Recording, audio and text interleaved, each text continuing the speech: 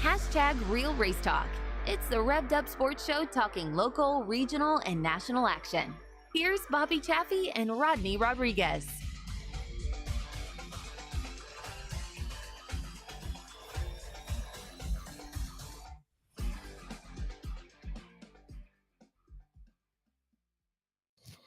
Off and rolling on a happy Monday. Welcome to Hashtag Real Race Talk. It is the Revved Up Sports Show.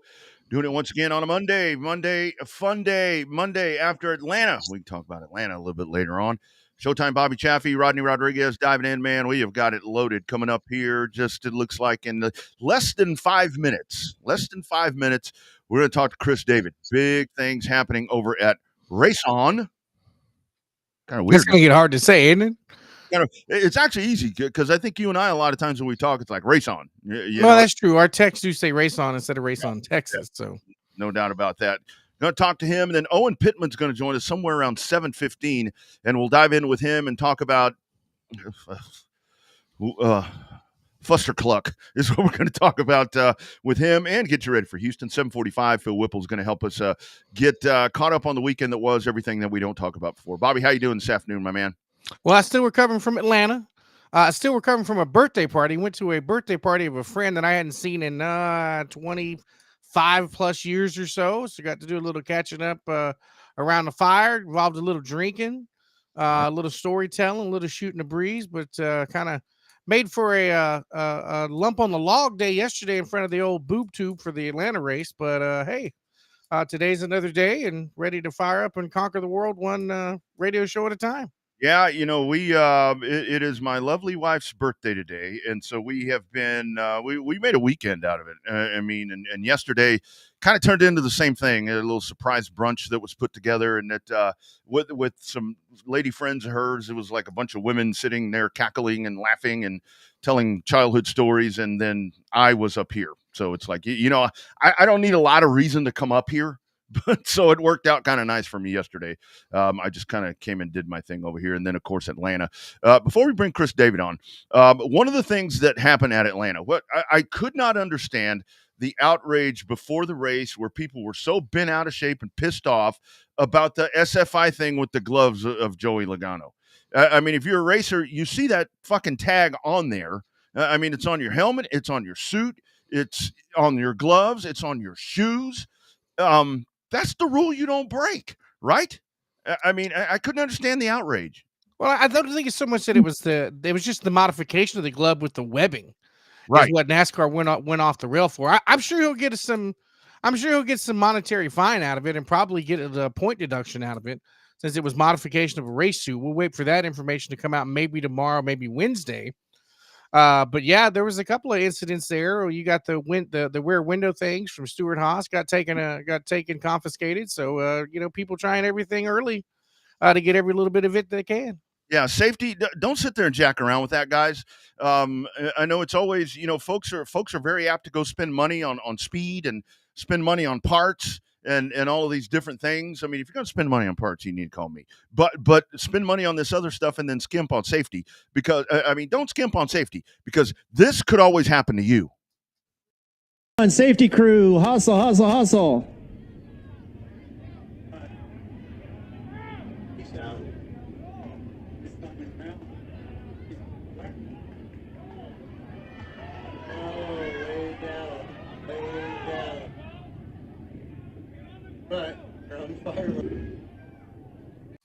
Yeah, don't mess around with safety, guys. Don't mess Now, around. especially in them cars with that methanol. Especially in them cars. But when they, I mean, I understand what they're doing right there. They're trying to manipulate with the Logano thing. They're trying to manipulate and it helps or whatever. But that's the other part of it. Remember, everybody can hear and see everything now. That's our PSA to you this evening as we get set. You as racers getting ready to embark in your seasons. Everybody sees and hears everything, and they'll say something. So just remember that part. Yeah, there's no more cheating. Everybody's gonna find out about it some way, shape, or form. That you're bending the rules some way. It's gonna get out, or it's gonna be, leaked through social media. You may tell one guy that's your only good source, and he may get drunk and tell somebody else, and then that's the end of it. Yeah. So it's gonna be a unique season coming up with social media and cameras everywhere, and everybody's got an opinion, and the coverage is so good. It's hey man, it's bound to happen. So. Todd checking in right there. One of our great dudes. All right, let's get this thing started. Let's get this Monday fired off. So you saw the news that we kind of mentioned a little bit. We mentioned a little, it wasn't really our place to talk about it. Of course, lots of folks know that Bobby and I, you do hear us on what was Race on Texas broadcast. You've seen us. Obviously, we simulcast on what was Race on Texas. We've been doing that for about a year now, and that's a great partnership right there. We're tying everything in when it comes to Texas and so forth. Our show, very national. I mean, we reach a lot of different audiences, apparently a lot in Mexico. So it was, there's a great partnership right there. We started seeing a little bit and heard some rumblings that Race on Texas was going to be making a change and doing a little bit of rebranding and so forth and so on. Well, that news came out on Thursday. It was Thursday, February 22nd. The news came out that it is now Race on with new branding and so forth and it's all done. Chris, I think we may have your volume. You got me here, guys? We got you. I got a little bit behind you. All right, hang on. Let me throw some headphones on. You keep talking, Rodney. Okay, yeah, you got it. So that was coming up right there. It's a brand new logo. Everything is branded, and where was everybody at right here? They kind of came out of nowhere. Look who even came out of the woodwork right there, Bobby. I know. I can't believe you made it work with a comment and everything. Your dad checking in right there. It was a whole heck of a lot. So we'll get Chris on here. Chris is probably on a system similar to ours, and that's why that's doing that. And I think maybe now we are. I still hear it, but it's not that bad. All right, Chris. Let's talk about it, dude. There it is. You got it all. You got it all figured out. Can you hear us? Yeah, I can hear you. If you guys got me. Okay, perfect. Yes, sir. So Chris, first and foremost, congratulations. I text you. I said, man, the success that you guys have had, the growth and everything. It was just a matter of time before you had to go in and do something different with the way that everything was growing with the company. Yeah, we knew this. This has been in the works probably 14 months. It's been talked about a long time ago. And funny thing is years ago, probably 6-7 years ago, we bought the domain for raceonamerica.com. Yeah. Well, you know what happened when Speed 51 rebranded. We went, well, there goes that, right? So just too close in likeness. And so we purchased all the rights to the domains and trademark, and that's been in place. And then about the last 9 months, we really hit the rebrand hard. It's when we started working on the logos and all the assets, all that boring stuff. But I mean, our team did a fantastic job, man. We've had these guys every week. We've had a separate phone call just to go over everything that has to happen to change your name. Because, March 1st will be starting our 10th year. And golly, man, your logo is all kinds of different places you didn't realize, right? And, from email addresses to banking information and all of this stuff. So it was a big undertaking, and Harry and the team did just a fantastic job making it happen. Chris, I was joking the other day to somebody, I can't remember who it was, going all the way back to the Houston Motorsports Park days that you guys were talking about. I joked and said, well, hell, that makes me the longest tenured announcer there on Race On. Yeah, that's it, Rodney. And, and when we launched our podcast, Harry and I, the announcement podcast of our episode, and we talked about kind of how it got started. And, here's a shameless plug. Go listen to it. It's pretty good. And it's my wife filming and Rodney announcing and Bobby announcing and the Palace of Power days. And, John Mandelbach kind of helped push us into doing what we're doing right now. And so that was that HMP has always got a big special place in my heart. And it's the closest track to where I live in Houston. And I'm just an asphalt guy, but love dirt track racing. Don't get me wrong. I grew up around the dirt tracks. I didn't get in asphalt until I got out of college, but much better camera guy than a race car driver. Yeah. So, Chris, I think one of the things where I've seen this coming for a long time, because I thought that the Texas thing, not so much that it hampered you, but and again, you're a Texas-based company, so I totally got that and the origins of the company. But I think because it had to have been, because I know when I'm out and about and I'm traveling doing different things, people ask me about Race on Texas, and it's like, okay, is it just Texas-based or what's the case with that? So did that factor in a little bit to where it's obviously you want to take care of your Texas customers, but you probably have a lot of folks that are reaching out and kind of wanting to be a part of what you guys are doing because the quality is so damn good. Well, absolutely. I mean, we looked at our stats. I mean, 60% of our viewership last year happened outside of Texas and Louisiana. Mm-hmm. So that right there alone was a big part of why we did what we did. And second part of that is, Boot Hill and Sabine and Super B and those great partners over there and our partner tracks over there, it's kind of an insult to them to have to run around and say, watch Race on Texas. And, Tim Higgins at Boot Hill, I went to meetings with them frequently. And he always referred to us as Race On. Yeah. And, we tossed around a bunch of different names, and it went through a long process. I mean, 14 months of what do we do? And I was like, guys, let's just keep it simple. Let's just drop the name Texas. And then Harry about crapped his pants when he saw how much they wanted for raceon.com to buy that domain up. And so, $30,000, Rodney, just to buy the name. Are you shitting me? That was what they wanted. Harry's our expert negotiator, and wow. We worked on him for 14 months.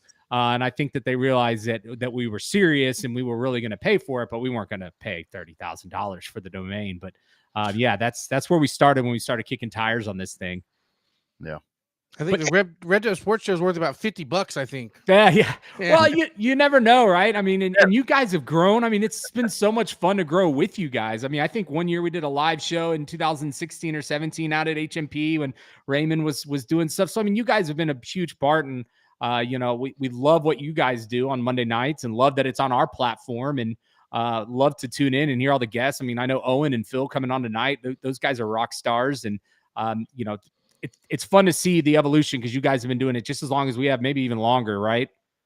It's we're right there. It's a hell of a race. Yeah, we're neck and neck right there with that. And speaking of that, Chris, that's a great prelude right there. See, that's why you guys are so good at what you do, and we're so good at what we do, because a good segue right there. Let's talk about how it's changed since then, man. You've talked multiple times. I love the stories about when you guys started at HMP, you and your wife. I mean, just a way to film events where you don't have to buy a DVD or a VCR. I got a VCR tape back in those days. The evolution of it with streaming now, I think a really hard-hitting slap in the face was the other day when AT&T was down all day. Kind of really makes you understand how reliant we are on that. Kind of talk about that part about what streaming is right now and how important it is, because everybody's freaking doing it. Right. Yeah. And I mean, I think maybe that might be one good thing that came out of COVID, right? It really accelerated the streaming technology. That was some of the hardest equipment to get in 2020 was streaming stuff, because everyone wanted to go virtual. Everyone wanted to stream. And so the tech companies that are involved in that, they all kind of got caught into it. And they're like, all right, well, we got to step up our game. And so the technology has gotten so great. I mean, just look at the show we're on right now, right? I mean, you rewind 5 years ago and you guys didn't have any of this, right? And neither did we, right? But the technology's come a long way.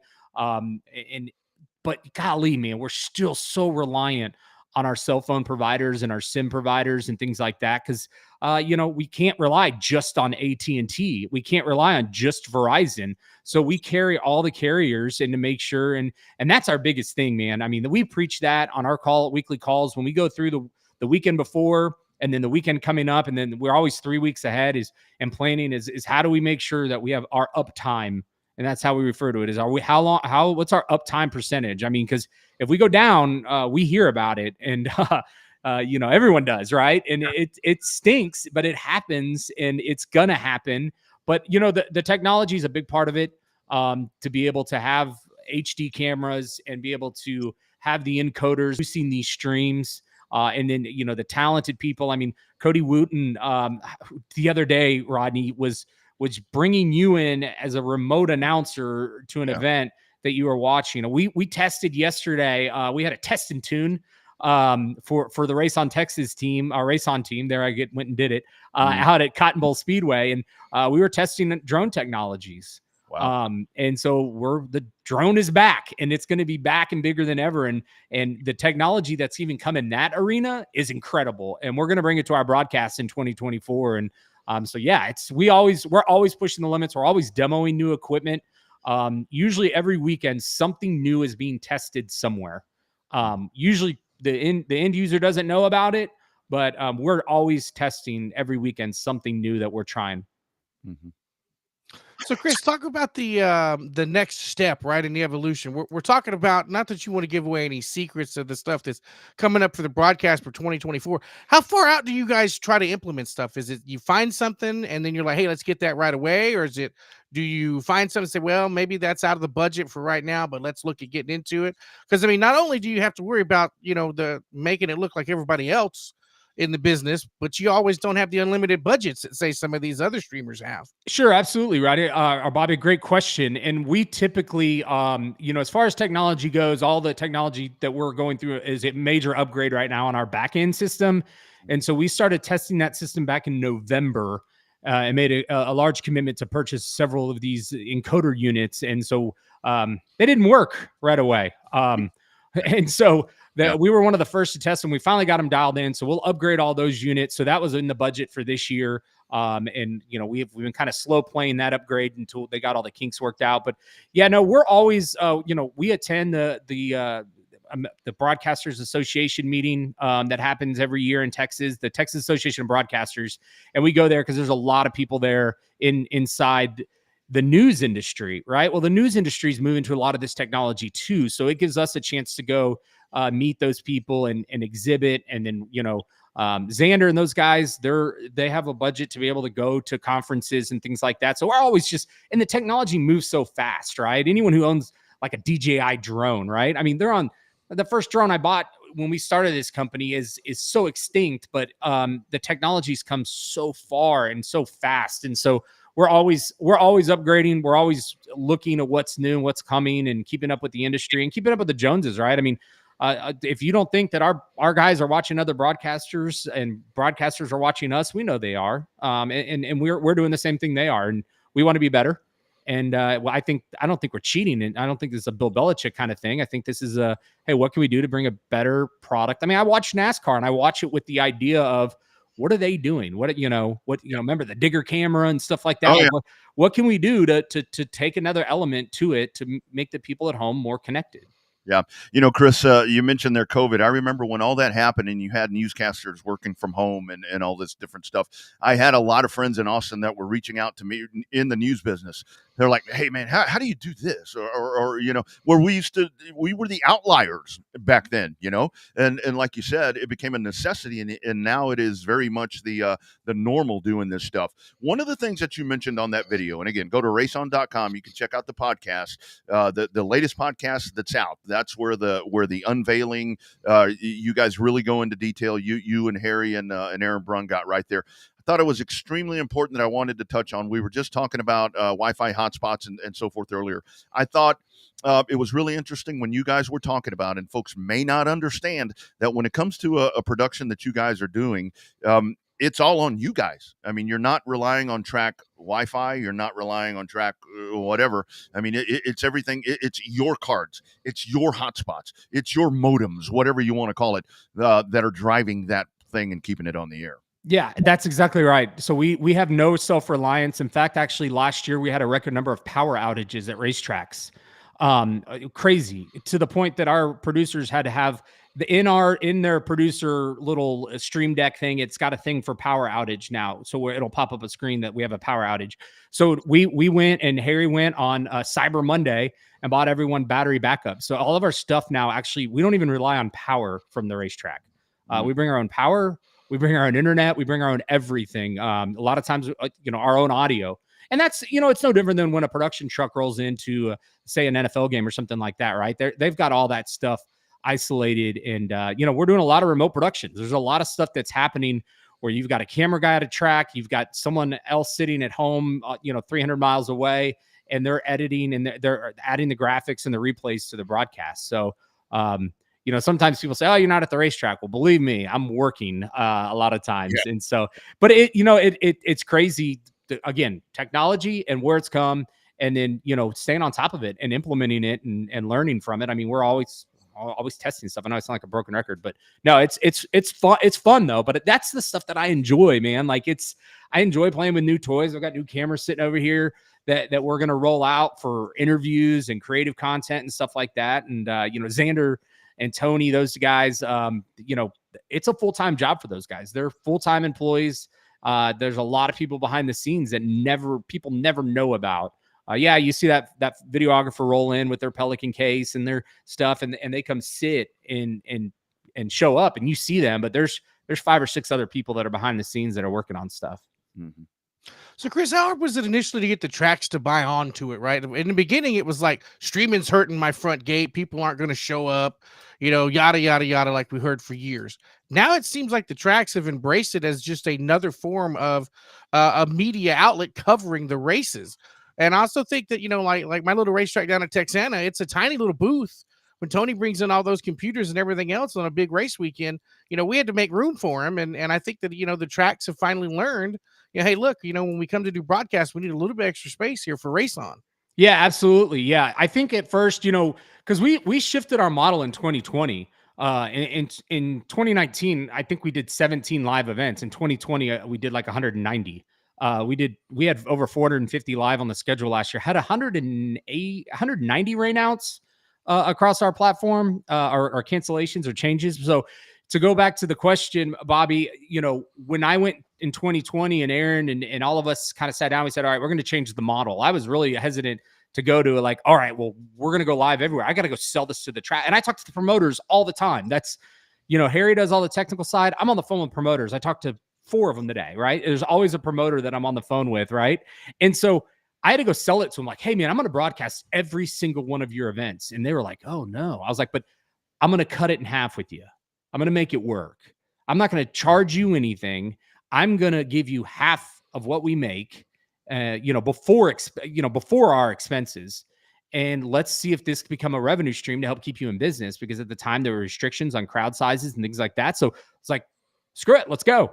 And so a lot of those guys, and that's the core of our business, man. People like the Kevin Sestairs of the world and the Kevin Rogers and the Owen Pittmans and even the Boot Hill guys and I-37. I mean, great example. I-37 and Ray and Mike, they had a lot of faith in what we were trying to pull off, and they bought into it. And those are our core guys. And we want to continue to take care of everything that they do. And even Heart of Texas Speedway. I mean, I thought for sure they'd say no. They're like, yeah, let's do it. And I was like, all right. And so those core tracks are still so critical to us. And, I love to write big checks to them every month. I mean, every month I sit down and I write them a personal email and I send a direct deposit. And that's the way I want it to be, because that's the only way we're going to keep racing going. So I wake up like you guys. I go to work on a 9-to-5 job every day. We got 4 or 5 great full-time employees that back this thing up and make it work. And, it's a great team, man. And the track promoters are a big part of it. That's why we call them partner tracks, right? Yeah. I mean, they truly are a partner. And to be able to have hype videos for them, and Bobby, you guys both, and riding too, y'all both help with those. And there's so many things that we're trying to do to help promote what's going on, because if no one knows about it, if I'm just going to keep all this video content to myself and not share it with anybody, from Facebook to YouTube Reels to Shorts to TikToks. I mean, we had 1.8 million views on our TikTok last year. We're trying to get the word out there. And why TikTok? Because TikTok has a higher number of 18 to 35 year olds. And that's the analytics that we digest to say, we need more youth in this sport. Let's go where the youth are at. Mm-hmm. We're great on Facebook, right? I mean, I feel like everyone knows about us on Facebook, but let's get into the other platforms and the other things that we can do. And so when I say we're partners, we're more than just a video streaming. We're not there. Streaming the races is just part of it, promoting, building hype videos, doing YouTube, ads and things like that on the track's behalfs for them. We're almost like a media house for them, right? And I don't think a lot of other streamers are out there offering that service, and it's a little more white glove, and there's a little more that meets the eye than just turning on the TV and streaming. But when 60% of your audience isn't even in your state, it removes that argument of well, we're missing out. Well, if you're going to say you're missing out on people coming, you got to account for the people that are watching that were never going to come. Ever. Mm-hmm. Yeah, that's right. I mean, content is key. Yep. That's what it's all about right now. I mean, the more the merrier. I mean, that's really what you have to do. And it's like even a lot of times repackaging content. I always take our first 15 and resend it out, and it's like people are like, "Oh my God, that's unbelievable." I'm like, "Well, you should have listened to the whole damn show. It was good too." But so let's so a lot of folks have asked me about. They're like, so let's talk about the change with Race on Texas. And again, I just do stuff with you guys. I'm more of it's a rebrand. It's a rebranding is what it is.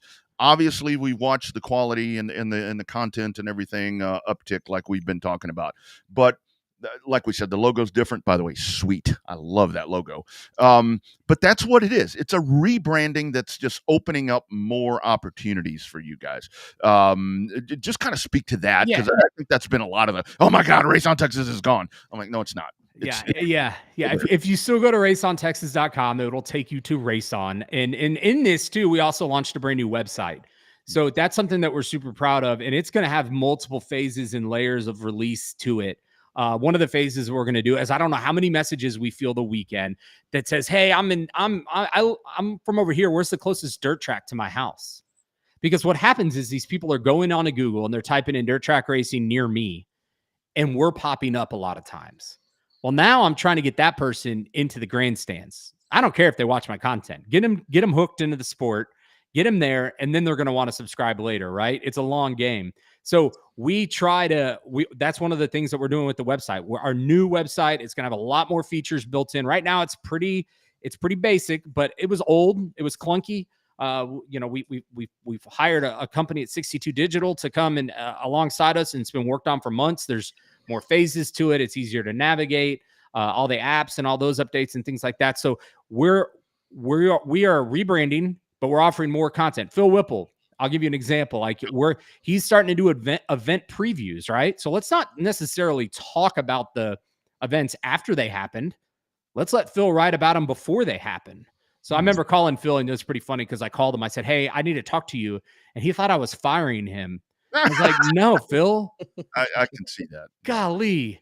I was like, "No, I want you to do more. Like, come on, we're gonna push it harder." And the driver profiles that Day Motorsports helps us with, and and the podcast that Caleb now is starting to do some more of, and so like we're trying to bring more content to. I mean, we've got a social media guy now that is helping pump out short form content. So we're trying to get more exposure to the sport through the rebrand and really kind of set the pace. That's our whole new slogan, is setting the pace. And we want to. You know what? I don't care what Flo's doing. I don't care what anyone else is doing. Yeah, they're all great broadcasters, and we have a great relationship with 99% of them. We have a great relationship with, and we worked with Race and Dirt this weekend at the USMTS show, right? So I mean, we work with those guys, but we want to set our own messaging and our own brand to our partner tracks, and this is going to bring an opportunity to bring in more partner tracks and bring in more featured events. I mean, we broadcasted at 27 different racetracks last year. 27. Man, so we can't just be Race on Texas anymore, and it limited us. We never thought it would grow into what it is, and we're proud of it, and we're proud to make it even bigger. And I want people to know that too. Is I think a lot of people, I was fearful that they were think we got bought out, right? We've merged, we've been bought out. I've heard that rumor for years. Oh, this guy's buying them, this guy's buying them. Yes, they've all taken runs at us, but the first answer every time is we're not interested. So I have zero interest in selling at this point in time. I'm interested in growing the sport. I'm interested in watching racing get bigger and better. And I want to see record car counts. I want to see all that. I want to know that we were a part of helping that, right? And so no, we're not. It's the same guys. It's the same team. The team's growing. We continue to work with partners like you guys, right? And we have a lot of cool partnerships out there. That's what makes it neat. Phil, great example. Phil submits his articles to us every week, and I never tell Phil. Someone got mad at me one time. Like, I can't believe you haven't written on this guy. I was like, I give Phil no direction on who to write on.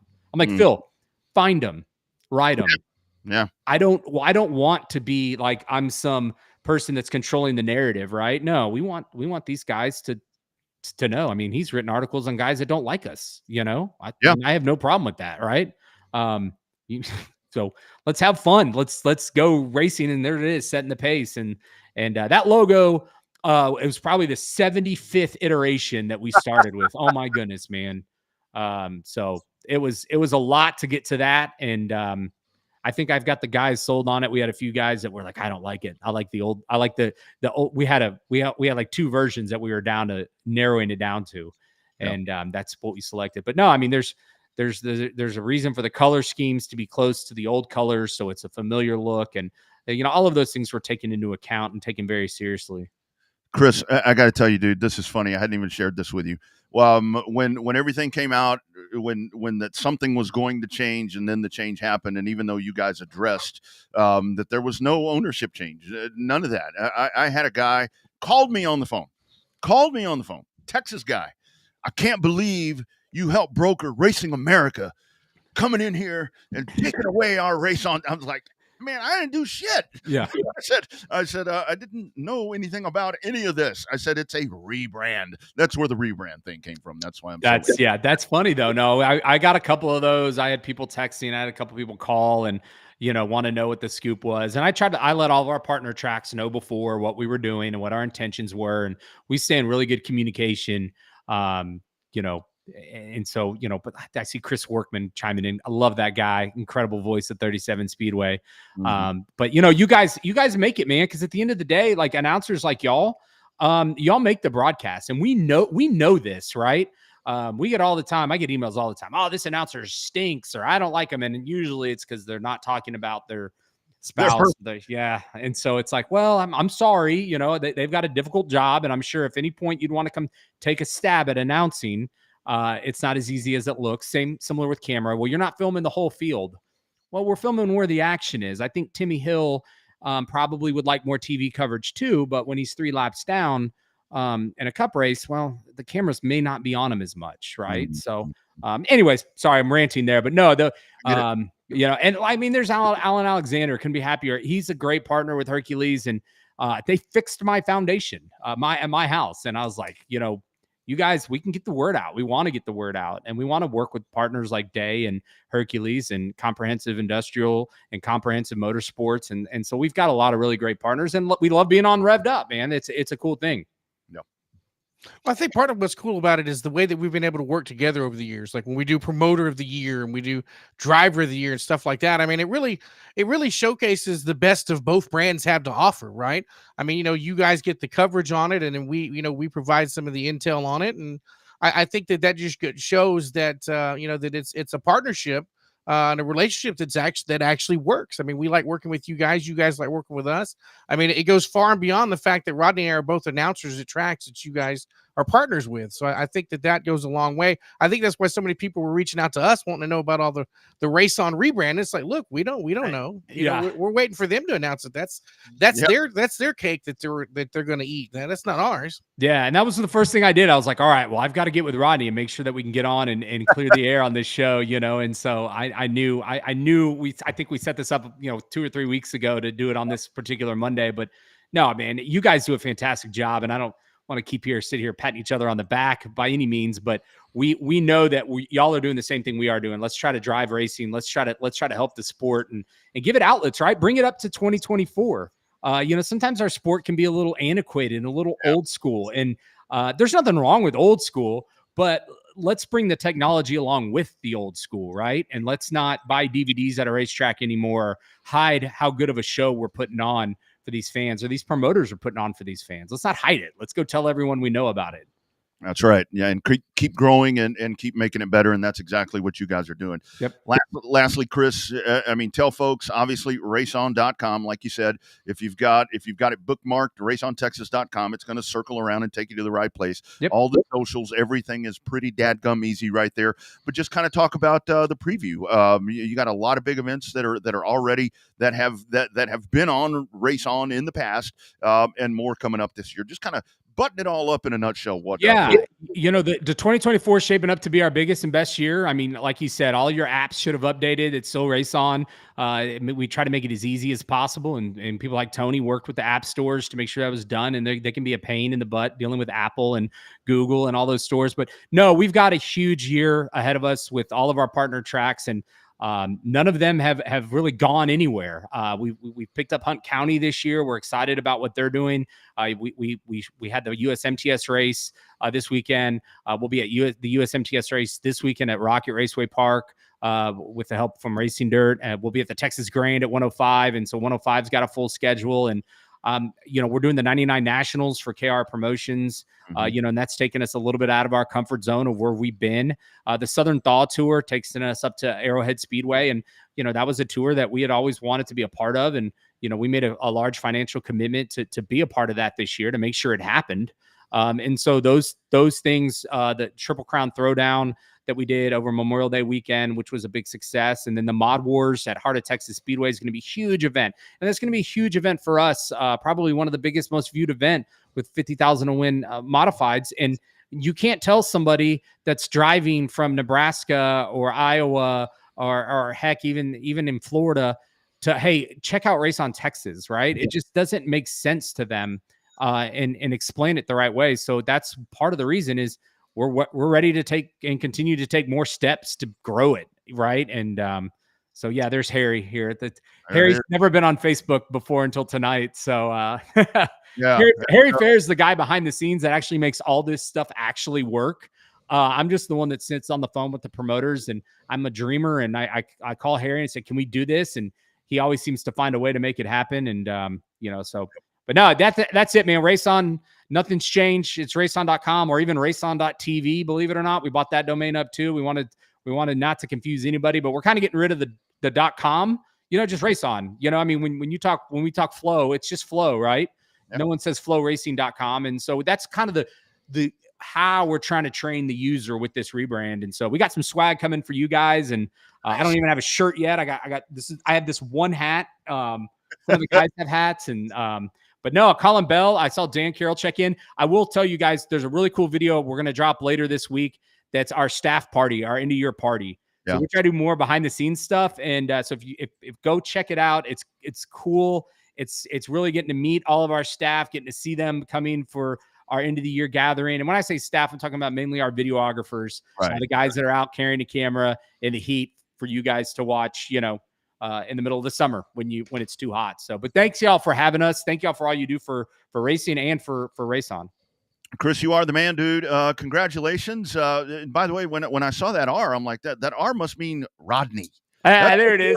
That's what you can tell people when I send you your hat. Yeah. So right here. This is mine. Well, thanks for having me, man. I'll sign off, but I'm going to go listen because I want to hear what Owen Pittman has to say. I know that guy's been through a lot, and so I hope he's an open book with y'all, and I'm excited to hear from him. I love hearing Owen on here. No doubt. Congratulations, man. Proud of what you guys are doing. Looking forward to a fantastic many years to come. Awesome. Thanks, guys. Y'all have a great night. You bet, man. Take care. There goes Chris David, man. They really have done just a tremendous job. And that really was the funny thing, Bobby. Not funny, but throughout the last couple of weeks when it was like, okay, news is coming, because we know how that always is. It's like, okay, there's a preview right there, and it's like, oh man, something's closing, something's happening or whatever. But for the most part, all of their previews were pretty, I mean, nothing was really gothic or anything. I mean, of course we knew what was going on, but I mean, we knew it, but we just didn't tell anybody that we knew what was going on. Yeah. So it's just like, get it out there, and congratulations to them. But I mean, it really is cool to see how it's grown. And there it is one more time. Race On, setting the pace. I like that, how they've put all that together. And, man, they're fired off and rolling. And they seem to just continue to push the envelope and do a lot of cool things. Yeah, I mean, I think that's part of it too. And it's, it's a fun deal being involved in their broadcasting, how they've evolved with different stuff over the years. I mean, and due to limitations, not every broadcast that they're going to do is going to have multicams and drones and all of that. And the same thing happens when you watch a stream on Racing America or you watch a stream on Flow. There's not always multiple cameras. You're going to get the one camera with the announcer feed. And sometimes that's really, that's good enough depending on the racetrack that you're at. You don't always need to have multiple cameras. So I know those guys catch some heat when they're like, like Chris was saying, it's always the people that run the slowest are the ones that want the most attention. I've never figured that out. You got to run a little faster and be up front if you really want to be talking about in the action, right? Yeah, well, I mean, it's part of it. That's why I always try to, at least speak of everybody as much as possible. I mean, at least get a mention. I totally get that part, but it's, I mean, they really do a good job, like now with the graphics and all that, and I mean, they have to. I mean, you alluded to it. I mean, and like Chris was talking about, if you watch everybody else's shit, you got to do that stuff. I mean, you can't just roll out there with. I mean, that's why this show changed. I mean, all this shit we're doing now. I mean, trust me, I would actually. Well, no, I take it back. I actually like it, and it's so funny now with technologies. This is easier than what we used to do, and so you have to do that. They have to do that to keep up, and they're doing a great job. And again, they're partnered up with all their partner tracks, and they'll be rocking and rolling, and the shit gets real here in 2024. And we'll be looking forward to working on them. The first chance we'll get a chance to work with them is going to be coming up on next weekend in Houston on the 9th, the weekend of the big opener. That's right. Heading over to Houston, getting ready for that one. Speaking of Houston, which will be the opener on March 9th. Let's head over and welcome back into the Revved Up Sports Show, one of our favorite dudes right here when we talk about great race promoters and so forth. Thought I was going to see him this weekend. Wasn't quite in the cards. We'll get to that here in just a minute, but it is Owen Pittman. Owen, how you doing, dude? Great arena series, man. That was awesome. Yeah, we had our moments, right? But glad we got the month in. It's been a struggle, honestly. So a ton of work, and glad to be here with you guys. Have a little conversation about what we got going on next week and what we got going on March 9th. Excited about that as well. No doubt about it. So I want to wrap up that arena series, man. I mean, I feel like some of the participants that were in there had some positive things to say about racing in that indoor arena. You can't please everybody, but for the most part, at least from an outsider like me, somebody that didn't get to go down and watch any of the races and watch them on Race On, it seemed like a majority of the guys were remotely happy once again with the product from the Stars Arena Series. Yeah, I feel that way overall. The track produced better racing this year than we produced the last 2 years. So the racing continues to get better. Big thanks to Lawrence Maklachek and the Pattersons and Staffords for helping me with the track. And we spent a lot of time trying to make a track better that's racy. And, we run that show just like we run any show as fast as we can, obviously, when we got 16 classes. So it's really tough. And a lot of carts. I mean, we had 193 entries 2 weeks ago. I think we had 180 or 90 this week. When you get that many entries and you're just busy. It's nonstop. Rodney, I'm sure, I'm surprised he can talk still after doing it 2 weeks ago, much less this past week. But it's a ton of work. Overall, we had a better showing from a track standpoint. Hopefully, we had a decent showing on Race on Texas. I was super excited to have Rodney on there 2 weeks ago, and this week was a little rough. I was kind of helping announce that a little bit, but I get off base because I got real busy, and then we had some transponder issues this week, so I was doing some scoring to help my scorer out, and that gets me off base on the announcing. So we struggled a little bit this week on Race on Texas, but Race On, and I love it.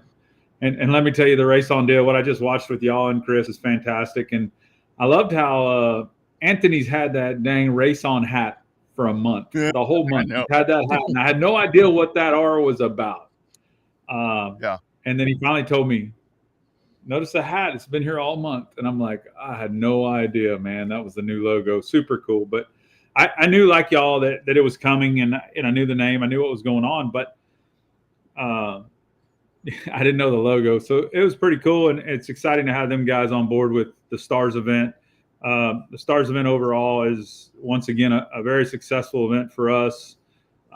Very successful event for a lot of people, man. We had some great people. The Boyds, for instance, Joe Boyd and them guys, old asphalt racers down there and running their daughter for the first time. He hit me up week one.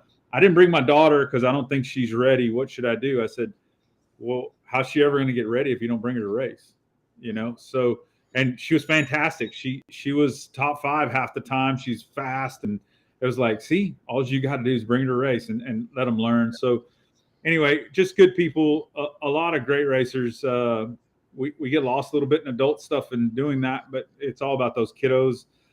You probably, I don't know what Race on Texas showed. I haven't gone back and watched this week. We had 12, which is the most ever, 13 juice boxes, right? Those little, those little radio flyer go-kart things. And cool.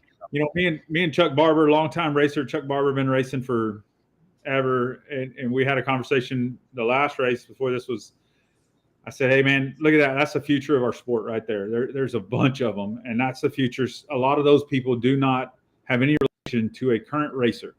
I said, that's key to me is getting new people into our sport. And right there is a big example. And he said, man, I'm only here doing all this tech stuff and putting up with all these headaches because I want our sport to survive. And I said, that's exactly right, Chuck. Thank you. And can't thank Chuck and Glenn and Tony for all the tech stuff. But, man, we had a great crew. And obviously Race on Texas did a great job. And they did some testing, and they did their fun. Just like Chris said, they're working while they're there. There's not just about, oh, we show up and do our thing, right? So overall, good event, Bobby.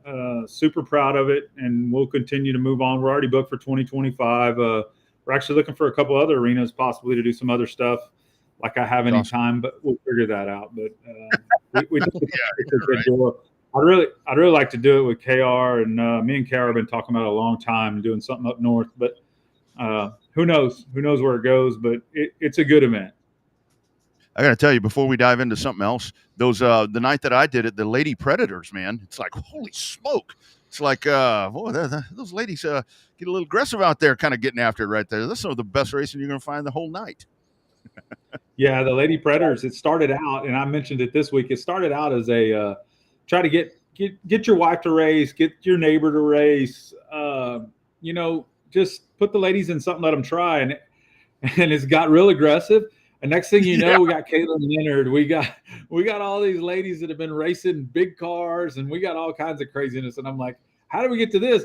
But honestly, ladies that have never raced before in their lives are, up there in the top 3 and winning and doing great. And it's a whole lot of fun. I put it last every week, and I have no idea why. That's just what we did. They got a little Western every time. But honestly, it's good stuff. The ladies are way more Western typically than everybody else. Yes, slightly. That's what I was noticing that night. I'm like, holy shit, man. It was, it kind of turned up a little bit. Okay, Owen, let's, elephant in the room. And you and I talked, you texted me during the show last week, call me as soon as possible. We had a conversation. It became apparent that there seemed to be an issue with the event that you had for the race ranch this week. Obviously, it was going to be March 1st and 2nd. That now has been postponed, not by you, not by the South Texas Race Ranch or anything local right there. Kind of talk about that as much as you want to. That has been an ordeal for you, man. I can't imagine how you have even slept these last few days. Honestly, super tough, right? So, and I'll be as absolutely transparent as it can be. Super disappointed. And I'm going to tell you straight up that as of today, they canceled. You saw it on their website. They canceled the show this weekend. And I have yet to get a single phone call from ASCS. So super disappointed in the overall situation. So did I know about this? I felt like I knew about this about 2 weeks ago, guys. And that's only because one guy called me, that being KR, and said, hey, dude, you're my friend. And I feel like you need to know something's up. And I don't know that you know or don't know. So I'm calling you to tell you. And he goes, there's some hot check problems. There's a lot of problems with the National Points Fund from the year before. And he said, man, I didn't believe it. I thought it was a typical rumor. And he goes, man, when I got there and saw some customers that I have that had those problems, he said, man, I knew there was a problem. And what do I do now? And he said, I don't want to be the guy that calls you and tell you, hey, your show's about to get done wrong and you're in trouble.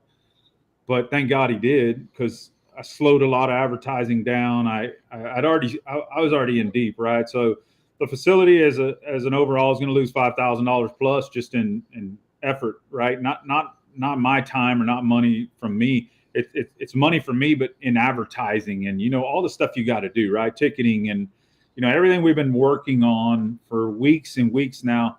It's just a total waste. And thankfully, KR messaged me or called me and said, "Hey man, don't get any deeper than you already are. You're about to lose. None of these guys are coming." So that was super frustrating. And so then I knew, but then it was like, well, do I post it and say we're canceled? Because I hate waiting till the last minute. My racers, my fans, they all buy, right, hotels. They get all this stuff that they got to cancel and go through problems with, and we know how it is. And so I was definitely concerned with that. But I'll be honest with you, I didn't really want to go out and cancel on my own and then allow ASCS and those folks and the problems they have to use me as the scapegoat of, oh, no, the track canceled on us. Because the track never canceled. The track did not want to cancel. We didn't want to cancel. Last thing I wanted people to think was, oh, this is a money problem or this is something else. No, the track's ready to go. I'm ready to go right now. I was ready to go. But I promised my fans, I promised everybody a really good national level show. That's what I sold.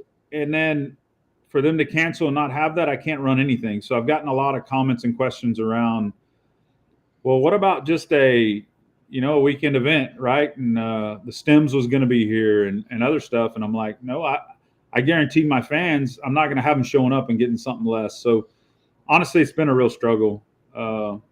Really, really disappointing in the effort they put in to make this happen. And I'm more disappointed for my fans. And I've got guys calling me that, man, is this real? We had an air BRB down there. We've been planning on coming for months. And since we saw it on the schedule, and so, man, I'm sorry. I don't know what to tell you. And I apologize for what's happened here. And there's been a lot of that. So the phone's been obviously super busy.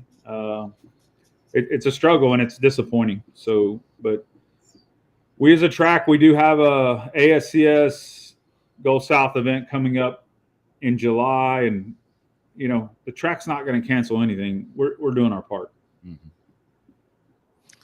So in terms of the prospect looking forward, though, obviously it's going to be another couple of weeks before your season itself kicks off at the race ranch. Everything's set to go for that. I mean, no issues going on with that point forward, right? It's just a little hiccup with or a big hiccup with the ASCS National Tour and the cancellation for today. Yeah, absolutely. We're ready to go. The SNS Monuments, they got about 18,000 Easter eggs planned for March 23rd. We're ready to go for March 23rd. And then the week after that, March 30th, we're ready to go in Ed. Main thing we're working on right now is getting some practices in. We're going to start kick off Houston next week, which hopefully we'll talk a little bit about. But so, yeah, we're ready to go with both tracks. Edna, we're still working on stuff and trying to get our sponsors lined up and get, all the details worked out. A lot of people don't realize that Cord has basically said, hey, lease the track from me. I don't want to be any part of it anymore. I want you to handle it.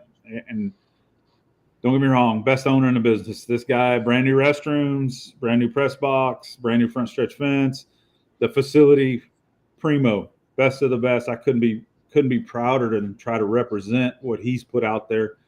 But it puts a lot of stress, so now it's all on me because I'm having to pay a lease bill now on that place, which I had been working for Cord. Now I'm leasing from Cord. So two different things, but super proud of the facility. And now we just go to work, keep our heads down and make it work. And Bobby, we'll see you there every week. Hopefully that you can make it and we'll have some good shows. I'm looking forward to it. Lastly, Owen, on the ASCS thing, I know that there was some discussion there where you did have folks that came to the forefront and wanted to add some money and try to figure out a way to make this work. But I think kind of the bottom line is in the long run, and I'm so impressed that with the announcement, with everything, the way everything is, I haven't seen anything negative about the South Texas Race Ranch, which that's the way it's supposed to be. It's not always like that a lot of times. Things kind of shift around, but you did have folks that kind of stepped up when they realized something was up and wanted to try to make the show work. Yeah. And, like Chris Walters, for instance, run the Gulf South, he came at me with, hey, we got some sponsors. We can do some stuff and run a show there. And I told him, man, I couldn't appreciate the effort more and what he's doing, but I can't promise my race fans one thing and provide something else. I just couldn't do it. And I won't do it. You get promised, I don't know, Jason Aldean, you show up and it's Bob's backyard band and you're going to be disappointed. So I couldn't do it to the race fans. So, and don't get me wrong, the same guys that would have run national tour were going to be here with the Gulf South group, other than even more of the top tier national level guys would have been here. That was the goal, right? So the goal is to put the national tier guys, that level, guys that have won national races, guys that have won, national championships, Sam Heppertine and Seth Bergman, guys that are at the very top of this sport were supposed to be here racing. And I didn't want to put on a show that I don't have any of that. So that's why we're not willing to go, hey, I get the less money, and appreciate, like, hey, man, I can spend a lot less to go put on a sprint car show. But it's not the sprint car show I advertise to my fans exactly, and my drivers and everybody else that wants to do this. So I would rather just go, you know what, I'm going to take the hickey on the money that I've already spent. I'm going to shut it down. We're going to move on to the 23rd, and we're going to focus on the rest of our season moving forward with the hopes that at some point we can bring back a national level show to South Texas and make it what it should be. Absolutely. All right, so now let's look on some positive, good vibes here with the upcoming. Had a practice there at H&P Oval a couple of days ago. It looks like social media has been somewhat happy about the schedule being released when H&P released the full schedule for the drag strip and the oval track. So it seems like the momentum's building. Just need to get a little bit more momentum there and get everybody through the back gate, everybody through the front gate, and get ready to go for a big 2024 season at that H&P Oval. Yeah, I'm actually super stoked about that, to be honest with you. The H&P deal is, man, I got 2 dirt tracks and an asphalt track, and I'm more excited probably about the dirt track, and I don't want that to seem wrong. I'm wholehearted into every single racetrack. Don't get me wrong, but I got a great team working with me and a great bunch of people working with me at H&P that I feel like it's on the rebound, guys. I feel like asphalt's at a different level than what it was a while back. So I'm super stoked to be able to work that deal and grow it and continue it. I've got a great relationship with Dean and what we're doing there. We got some great things coming with the screen and some of that stuff that people don't necessarily know about. We're working. So I also sent Rodney the teaser. If Rodney happens to look at Messenger, I sent him the teaser for that event off of Race On. So it is absolutely cool. They do some amazing work for us race promoters around those videos. And those videos are what we need to advertise what we're doing. So, yeah, it's exciting, Bobby, to see what's coming in H&P. The racers have been calling. They've been looking. We got rules out in time. We got everything in line. So now let's make some great racing happen that people want to watch and pack the stands and, man, keep bringing that asphalt back. Hey, the world we need it to be in. It's a struggle here in Texas. We all know it. I can't get CC Speedway open. I'm sorry, but I'd do that if I could. Oh man, that'd be awesome. I'd move to Corpus if you did that and just work for you full time. So coming up March the 9th. So let's talk about that right there. And you're exactly right. I mean, I definitely see there was a lot of buzz at Snowball, with folks, because that schedule came out before the Snowball Derby. Yeah, the 11 dates. So all of that came out. So optimistic, a lot of people, and impressed that there's a very stable schedule. So, modifieds, trucks, all of that. You don't lack for any of that stuff. Any kind of feedback on what it may be looking like? Eco stocks, no problem with any of that. I know the bootleggers and the factory stocks. That's one that I kind of really want to hone into. I think that a lot of the dirt guys are seeing, okay, this shit really works. I think that thing is about to explode pretty nicely in 2024 there at H&P. Yeah, I think the bootleggers is a struggle for sure, but the factory stocks is where we want it to be anyway. Nothing against the bootleggers, don't get me wrong. And we started with that, and I don't know that we should have, and we really were hoping for something that would show up more than it has. The factory stocks, absolutely.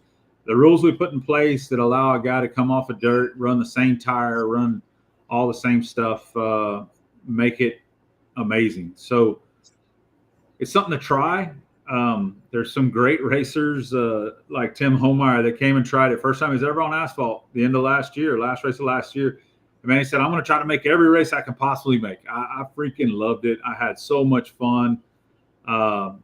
He's super stoked, along with many other factory stock guys I've talked to.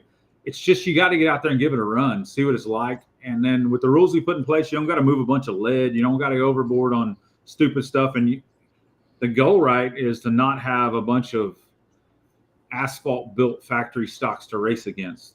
Right. You're going to race against the same cars you race on dirt. And if we can keep that at that level, the next step is making sure we keep the tire in check, right? Like everybody's on a pull off, and we don't got guys going out and buying 4 brand new tires to go out and race that deal. There's a challenge in that, I promise. But it's the same challenge you have in dirt.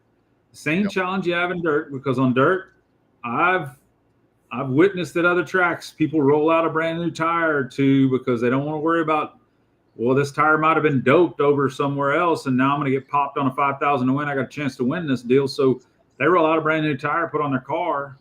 And it's super hard to detect. I mean, you could literally put some brand new tires on your car, scuff them up on the road in front of your house, and all of a sudden it's just a asphalt pull off. Yeah. That's the struggle. I mean, the struggle's real, honestly, with the tire. So we'll work on that. Carl Edelman, the tech genius for me. That guy is amazing to have on the team. And we just got a kick-ass team over there. So super stoked and ready to go in Houston. Really ready to go. So ready to be there next week. I'm hoping I'll be there both nights next race there. I usually don't show up on Friday night, but I'm hoping to be there both nights and making sure stuff's in line the way we want it and everything's going the direction we want. So looking forward to both of you being there as well. Yes, sir. That's the plan. So Owen, I had a conversation with a guy that I haven't seen in about 25 years on Saturday. And it was a family friend that we used to go to all the races, TIDA, Romco, all across the state, Longhorn, Corpus, San Antonio, Altus, Odessa, all those. And they said, well, which track's still racing? I said, none of them. They said, well, who's running asphalt? I said, there's only one asphalt track left. And I said, it's in Houston, and it used to be dirt. He said, well, how do I go? I said, it's coming up on the 9th. I said, you need to get your ass back into racing and come down and see us in Houston, because it's going to be a hell of a show if you want to get back into asphalt racing. Now's your chance, because it's the only one we got left, and it's, 2024 is shaping to be a hell of a season down there. Yeah, it is. And I hope they come enjoy what they see. Track Madness 24, it's going to be a good one. It's a good start, right? So it's early. Let's get it started, and we're going to have 11 races that are going to be, I think, over the top. Super excited. And, there's more to come. There's a lot working in this world of asphalt. So I think we're just barely touching the tip of the iceberg. I see where somebody posted super late models at HMP, but, we're already looking at, like, how do we get a pro late model race? And maybe there's a super late model in the future. Who knows? But we want to build the HMP back up. And I tell you, Dean is 100% behind it, and he's great to work with. We've really enjoyed what we got going. He's happy with the team that we bring, and we're happy working with him. So super stoked about it. Yeah, and I think that's really the thing right there, Owen. I get the super late model question a lot, and my comment is always, I'd rather have a pro one first. Honestly, I'd rather have a big outlaw race first is what I would rather have. And, that's kind of my thought there. I'd love your thoughts. I think this is a year for us with outlaws, man, to really blow this up, whether it's SRL Sportsman, an outlaw from Pensacola, whatever you want to call it, man. I think those outlaws right there, if you get a good feel of them, folks are going to see this. And yeah, it's not a super, it's not a pro, but God damn it, these things are badass, really badass. No, they are. And the other thing we did, I don't know if you realize it, but Ricky Brooks pretty much rewrote all our rules to narrow that stuff in. And he's the mad genius, right, behind most of this asphalt racing in the country right now when it comes to, below NASCAR level. And him and Carl worked their asses off to get the rules right. And the rules, I loved it when I put out the rules. Usually when I put rules out, people start complaining. Alan Alexander was one of the first ones, said, man, whoever did the rules, that's freaking amazing. This shit's great. And I'm like, hell yeah, that's what I wanted to hear. Because I was definitely nervous. He bought 2 brand new cars. He's trying to get ready to go. And I'm like, man, I want to put these rules out, and this guy's going to be just another one kicking my ass about, hey, you change the rules from what it was and what it is. And really all we did was make the rules better. And people got to understand there's a positive direction in everything we're doing. And that's the focus, is make it better, not just screw it up, honest to God. So pretty stoked about the rules, the schedule, pieces come together, race on, right? And other stuff we're going to do in Houston, and it's going to be a lot of fun. That's right. And it all starts next weekend on March 9th, Track Madness 24. I think I'm with you, Owen. I think I'm probably going to make the Friday as well, just to make sure we got all the nuts and bolts in there and torqued up the way we need them. But looking forward to a great season out there on the pavement. Looking forward to a great year at South Texas Race Ranch. And just to reiterate, there is not a problem with South Texas Race Ranch. This was ASCS, totally driven by ASCS. Nothing local, nothing with the race ranch. That's 100%. 100%. There's no doubt. There it is. Not to worry about all that. right. Yeah, that's right. All right, dude. I'm sure we'll talk to you before next week. But thanks for jumping on, man. Thanks for transparency, man. That's what it's all about. Absolutely. A little teaser for you. I'm driving to Monroe on Wednesday. Uh-oh. Oh, hell. Let's just keep it growing. We saw that Facebook post, and we chuckled. Rodney and I chuckled to the text and said, I wonder if he's going to fly or drive over there. Owen, I got to tell you, I don't even think I told you this. Let's see. I think about 4 days before you and I had that first conversation, I drove by there on the way back for business. And I thought, God damn, that'd be nice. Bingo. All right, man. Yeah. He's not. Hey, I could tell you, I've had conversations, and it's not an 11 race season, but if it's 2 or 3, it could really open up some better asphalt situations at a closer deal and continue to grow the asphalt piece. It's not going nowhere. So we're gonna have some. We're gonna go ride around a golf cart on Wednesday. And I happen to be Bobby. I happen to be going to Sabine Speedway up around Manny, drop off some big trophies for their shootout, Tanner shootout. They're having racing for Tanner shootout next week. So on my way by, I'm gonna drop some trophies off, but I will be headed to Revved there to see what's going on with Gus. Take a look around. I tell you, she looks beautiful from the highway. She's calling our name, your name, whoever's name. Our name. All right. We got to get KR on that too. I got to wear KR's ass out about coming over to help me. He lives up there in North Texas, so he's a perfect one to join us. I'm telling you. That's right. That's right. All right, man. Let me know what you need, dude, and we'll take it from that point. Thanks, guys. Appreciate y'all. Appreciate y'all pushing the narrative that's right and not some BS around the ASCS deal. That's an important piece. I want people to understand, and we try to monitor Facebook nonstop today because we don't want that driving the wrong message. It has nothing to do with the racetrack. Racetrack's ready to go. Racetrack had the money to pay the PERS. Racetrack, you know how it gets, and we absolutely don't want to get into that. We want people to understand the narrative and move forward in the right direction. Thanks. That's right. All right, dude. We'll see you soon. All right, see you. All right, man. Yeah, take care. There he goes, Owen Pittman. Great stuff right there, and that really was a gut punch for him, having to deal with all that. And I appreciate. I mean, he gave some great details right there, and I mean, not great details, but hey, it was a screwed up deal, and that right there, the best move for him. Great business move right there for him, and that fucking sucks. It's the only way to put it. Well, I think if anybody still now would ever question the character of Owen Pittman, after listening to that, no way does the character of Owen Pittman ever need to be questioned when it comes to doing what's best for the racers and what's best for the fans. That's for damn sure. And I'm not just saying that because you and I work with him at different racetracks, but that's the honest to God truth. He puts the race fans and the racers first, and everything else, lines up after that. So, absolutely. Hey, you guys, right before Phil Whipple jumps on, you see us wearing our nice swag as always. It's Twitter Cap Day. I've had this on all day. I didn't have to comb my hair all day. Where do we get this stuff, and where can you get this stuff? Well, you can get it from Bobby and I if you catch us at a racetrack. And actually, if you catch me at a racetrack, I've got some in the trunk. So just pull me aside at some point and ask me, and I'll get you what I can. But if you want to order some of this, or if you want your own, there's one place, and it's local. It's right here in San Antonio.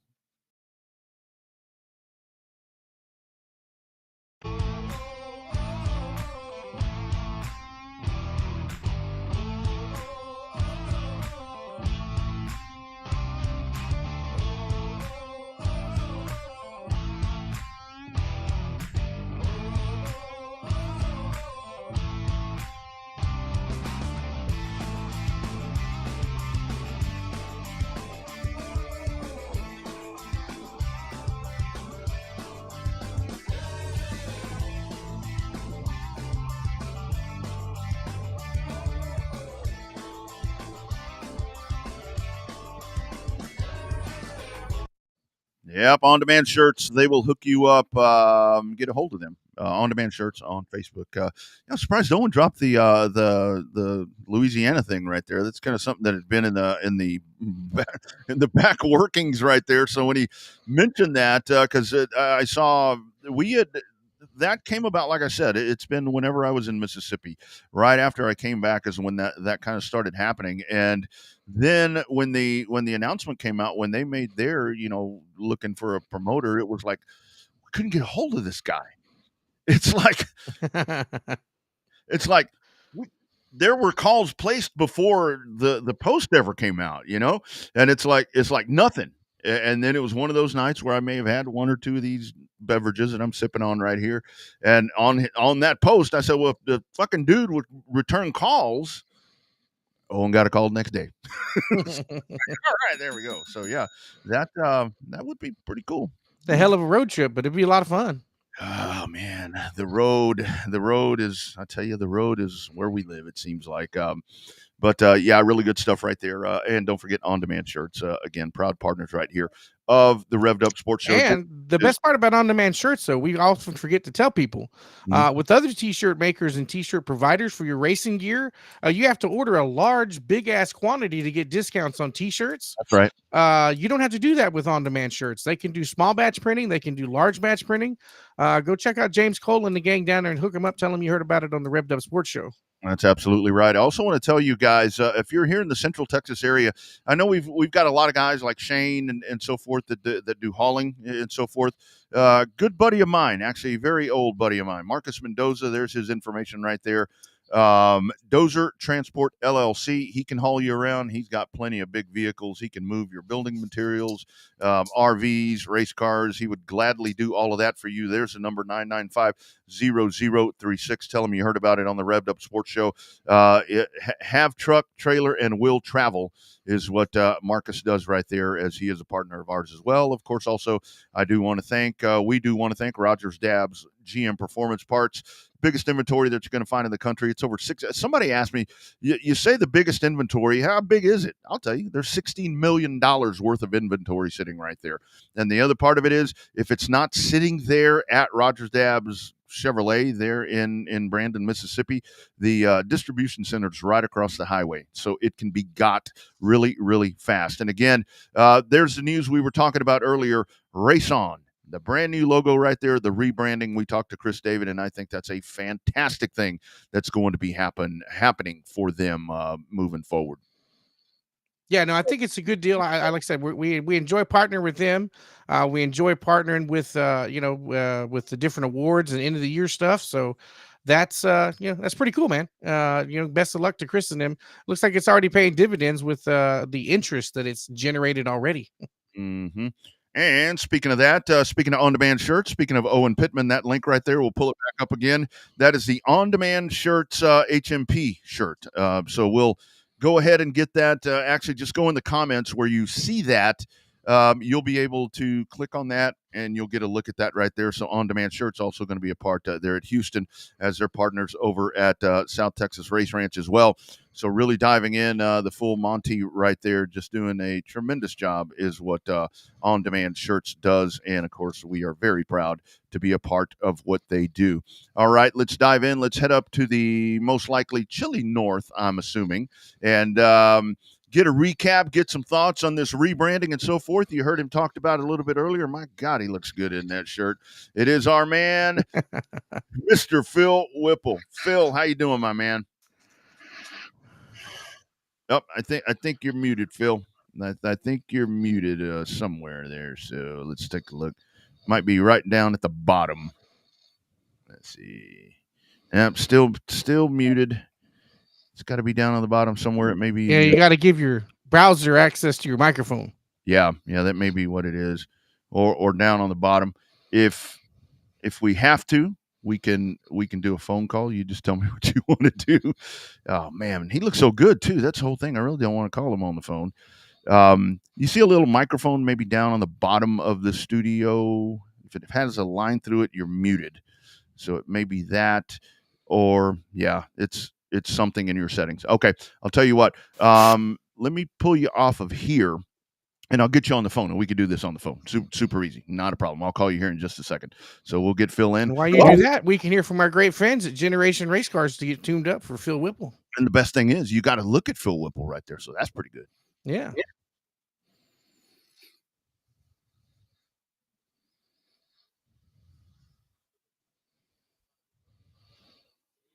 Uh-oh, maybe something wrong, because I don't hear the commercial. Might be having Phil. I hear you. Hold on, Bobby. I still have you, don't I? Yeah, you still hear me. Yeah, I can hear you. Okay. Well, there's Generation Race Cars right there. So we'll work on that. We'll get Phil here in just a second, get him dialed up and get him on the line and talk to him. I really want to get his thoughts. He can kind of come in and fill us in on some of the week. It's been a crazy week of trying to keep up with everything that's been going on, just with various things that's been going on. I mean, kind of with the rebrand there with Race On, doing some stuff right there. I was working on some voiceovers and stuff for them. So it's been a lot to try to keep up with everything. So there's a lot that I've actually missed this weekend. Yeah, there's been a lot. There was the story that from Nick Holt posted on Lone Star Speed Zone that San Antonio Speedway, the remaining 26 acres, has been sold and not determined if it's going to be a racetrack. More than likely will not be. High percentage that it's going to end up being the rumor of a gas station type of place. So there's that story that popped up. Obviously, we've been following very close with the ASCS and the South Texas Race Ranch deal. Also, our friends over at Race On, we've been working with that deal. I know you've been doing a lot of stuff with your Racing America buddies and stuff like that, and just trying to get the stuff caught up. You know, for the races, racing season's here when there's a hell of a lot of stuff that's popping, continuously popping left and right, and sometimes it gets hard to keep up with all of it. Yeah, no doubt.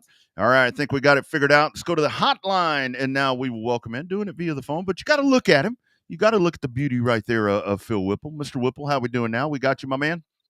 We are doing very, very well. Look at the bright side. Now we're not being quite so punishing on the viewers on the video side. They don't have to see the pale old New England boy who looks like Casper the Ghost. But we'll get that squared away. I'm sorry, I did not have a line through the mic deal. I had just enabled access, like Bobby C said, just enabled camera access and just went back and checked settings, and mic access was enabled as well. And of course, now I've rebooted, and now if I probably try to be fine. But no, good evening to you both, guys. It's awfully nice to be with you. It was so nice to hear Chris elaborate on the rebrand, because boy, there's a lot to that package. Absolutely. So, Phil, how many bios have you written? Full disclosure, for the ones that are going to be on there, I will be one of the bios, hopefully on the Race On new design website. How many of those did you have to write, or was it just basically mine as I called in a favor to an expert? No, it was just you, buddy. I didn't have the good fortune. I was hoping to have a chance to edit Rodriguez's fine career bio overview at some point. I don't know if he's put his together yet, but no, I did my own. I updated my own and sent it in way back when I first asked, because I wanted to be the first one to submit one, because after all, I'm a writer, right? So I updated my bio and sent it in, and a headshot that I had from the SJ, from the Sun Journal, and got that taken care of. And then you were kind enough to ask me to go through yours and just do a little tidy up, Bobby, and thank you for that. I hope I didn't butcher it up too much. And Rodriguez, I really don't know if he's put his together yet or not, but he'll have quite a fascinating story to tell. And I think it's so nice that Chris and Harry are willing to do that. See, they've got a huge, as he just talked about, a huge team / extended family with Wooten and Fetters, and on, it goes on, and Austin Wilkins, and it's just so many videographers, quality videographers, producers, people that put a lot of time and effort in the heat, as he pointed out, all summer long, so our viewers can enjoy a good product. There's a big team there and stuff, so people highlight it, because it really is a big team effort. Yeah, absolutely, it is. Hey, Phil, they actually didn't ask me for a bio, so they may have bootlegged. If there is one of me, they may have bootlegged it off of the internet. I hope they didn't bootleg the Rodney Rodriguez that has his own Conjunto band, because if they use that one, it's going to be real damn interesting, because I don't have a Conjunto band, but that dude's pretty fucking accomplished. I thought that was maybe your sideline that you had yet to tell us about, sir. I tell you, if it was, I'd be playing tonight, because Daniel Suarez yesterday. We're pretty fired up about that one. So Phil, let's talk about this past weekend. So everything's getting fired up. You cover all of these events. I don't know how you cover all this stuff. I mean, because like on Race On, there's always shit that's going on. So kind of talk about what you saw this weekend, and just anybody that really stood out to you. I know we had Enduros. I know we had different events, but just from watching the weekend, things that you thought were very impressive.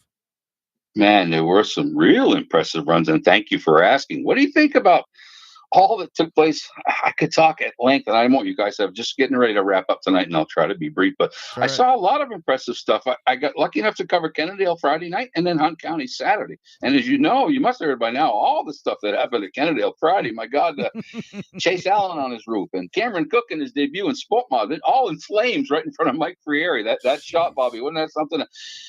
And a guy unraveling going into 3 and just launching the most violent wreck I think I've seen, like in an eye stock up into the turn 3 fence in dirt track racing. One of the most, they say there's no laws there's no physics, no really violence that can happen on a little bull ring dirt. Whoa, you better look at that wreck again and see so much that happened at Kennedale, but not just on the negative side, on the impressive side of Kennedale for the weekend. Look at William Gould, look at Willie G sweeping the mod deal there, from Calera, Oklahoma, over the weekend. And Cody Smith picking up our driver of the year last year, picking up right where he left off in 2023 with sweeps in Sport Mod and iStock. And Dabney doing the same thing. And Christian Gaston, who I might say drives a GRC car, boys, by the way. One of the young up-and-comers in a GRC car winning sweeping eco mods for the weekend. And the only division where there was different winners in the 2 nights was the Sport Complex. Kyle Sale won it on Friday, and Randall Martin picked up the victory on Saturday. But Canada was just tremendous, and I heard they had another fabulous night on Saturday as well. But, man, that stuff I watched Saturday from Hunt County, I'm always a big US MTS fan, and Bobby, I know you are as well. They had 50 cars looking to make a 25-car race, and the depth of talent from all over the country in that deal is just really amazing to me. And so I have no problem, no matter how long or drawn out a big show is at UMTS, I hover on there every word. I listen to it all. I've taken extensive notes. I loved what I saw in USMTS action. Jason Hughes, the Friday night winner, didn't make out quite so well on Saturday. Jim Chisholm, a youngster.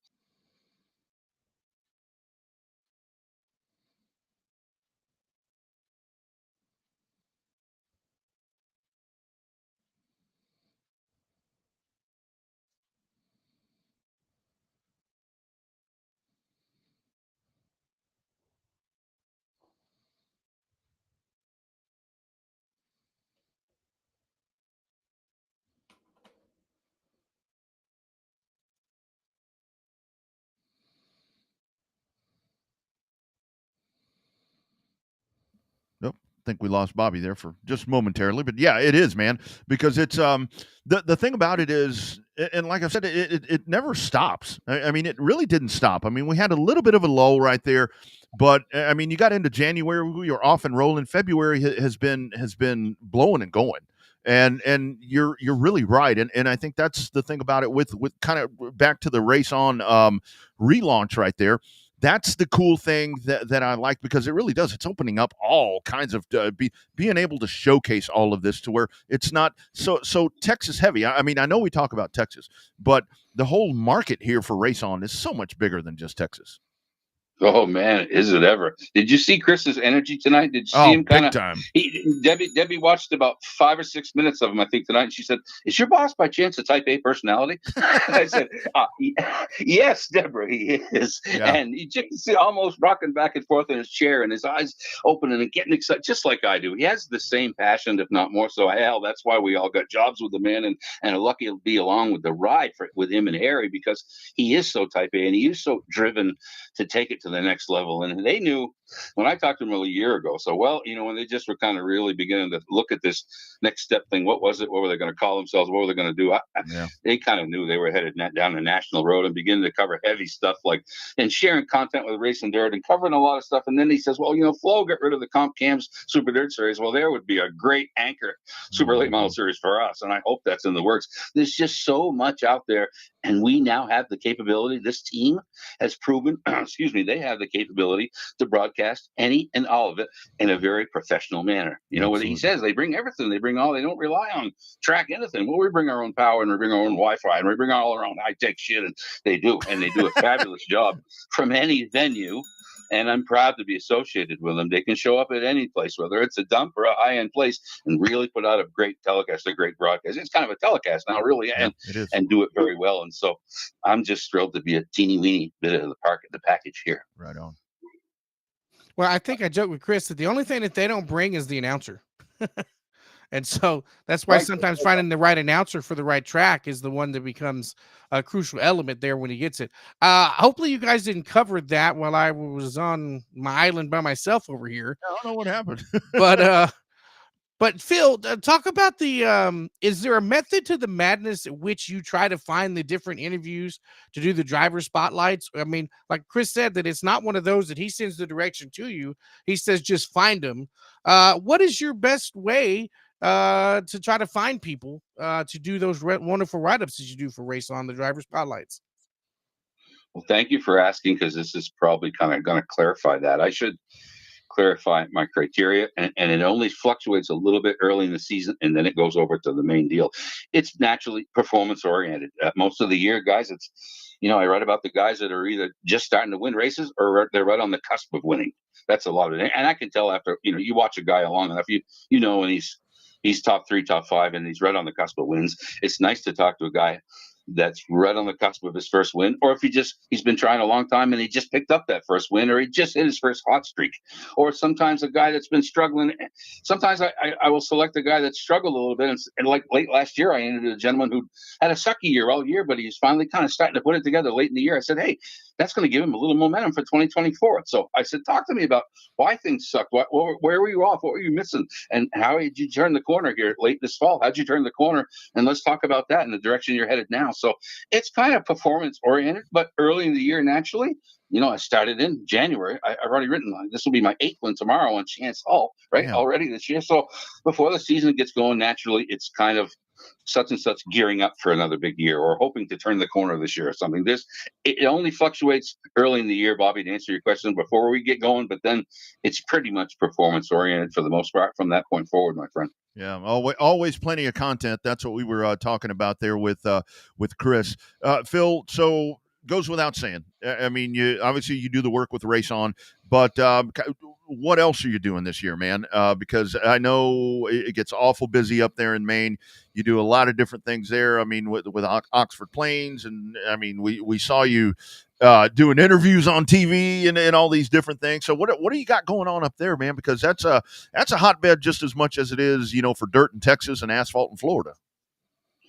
It is a hotbed, and even though I've gotten sucked into all this dirt track stuff in the burrito and taco state, I still try to maintain some kind of little connection to here my own little world that I miss dearly sometimes. I bet. I try to maintain a little contact naturally with Oxford and the boys up here in my home turf. So thank you for asking. This year, I've landed on a support class guy that has raced at Oxford for 25 years, and you're going to start to see my shit from him on all over Facebook.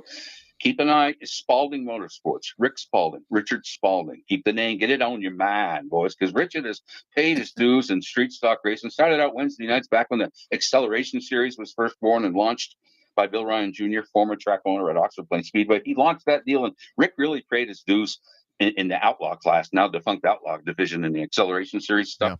Yeah. This, by the way, is the first year, Oxford's not going to have 2 nights a week of racing. The Acceleration Series, for the most part, is gone now. They won't have that program. It started out Wednesdays for like 20 years. They moved to Thursdays, and I think last year or 2 they moved it to Fridays. Now it's gone. Now it's just the Championship Series program on Saturday nights, and I think they've kept a few little divisions from the Acceleration Series and kind of incorporated that into the Saturday program. But for the most part, that stuff's gone. It just wasn't drawing the cars. Car Council was going away. We were finally kind of feeling the pinch up here too in that little entry level stuff. So it's all Saturday night stuff. But yeah, watch Richard Spalding. That's the guy that I'm going to write roundups for this year, and as he goes after his first career street stock championship for old dad and stuff this year. That's the tie I in. And of course, if our buddy Trevor Sanborn says, Whippy, can you write my roundups? I'd probably jump right on that too, Rodney. No doubt, man. No doubt.